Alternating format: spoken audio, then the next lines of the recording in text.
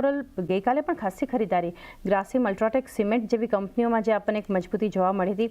આ સિવાયના સ્ટોક્સ પણ ઓવરઓલ સિમેન્ટ એક થીમ ગઈકાલે તો ઘણા સેક્ટર્સ માર્કેટને કોન્ટ્રીબ્યુટ કરી રહ્યા હતા. રામકો સિમેન્ટ જો, દાલમિયા ભારત, આ બધા મશરૂરી સિમેન્ટ વોલ્યુમ બેઝડ એક બેંક બતાવી રહ્યું હતું. કઈ રીતે ઓવરઓલ સિમેન્ટ માટે આપ સલાહ આપશો?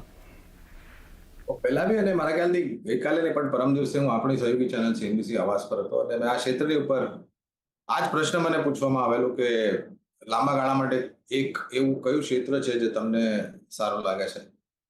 તો મેં આ ક્ષેત્રની પસંદગી કરેલી ને આ ક્ષેત્રમાંથી એક મિડકેપ કંપની છે ચાંદની દાલમિયા ભારત, ત્યાં આગળ રોકાણની ભલામણ કરેલી અને રોકાણ કરવાની જે વિચારધારા અને આ ક્ષેત્ર પર સકારાત્મક વિચારધારા રાખવાની આ 2-3 કારણો છે. એક તો જે લાગત ખર્ચ હતો છેલ્લા 2-3 વર્ષમાં એ ગયા વર્ષે ને આ વર્ષે ગયા વર્ષે નીચે આવેલો ને આ વર્ષે વધુ નીચે આવે એવું અનુમાન છે, જેનાથી નફાના માર્જિન સુધરી જશે. માંગ સિમેન્ટની નિરંતર વધી રહી છે. રિયલ એસ્ટેટ સેક્ટરમાં સુધાર. રિયલ એસ્ટેટ સેક્ટર બીજો સૌથી મોટો કન્ઝમ્પશન એટલે કે ખપત કરવાવાળો ક્ષેત્ર છે નિર્માણ કાર્યને લઈને. કેન્દ્રીય સરકાર તરફથી નિર્માણ કાર્ય, રાજ્ય સરકાર તરફથી નિર્માણ કાર્ય, રીડેવલપમેન્ટ એક બહુ જ મોટી મુહિમ છે જ્યાં આગળ સિમેન્ટની ખપત થશે.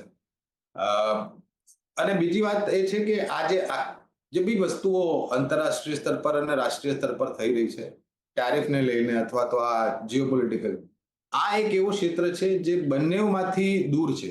It is insulated. એની આ ક્ષેત્ર પર કોઈ મોટી ખરાબ નકારાત્મક પરિસ્થિતિ ઊભી થાય આ બધી વસ્તુઓની એની શક્યતા બહુ જ ઓછી લાગે છે.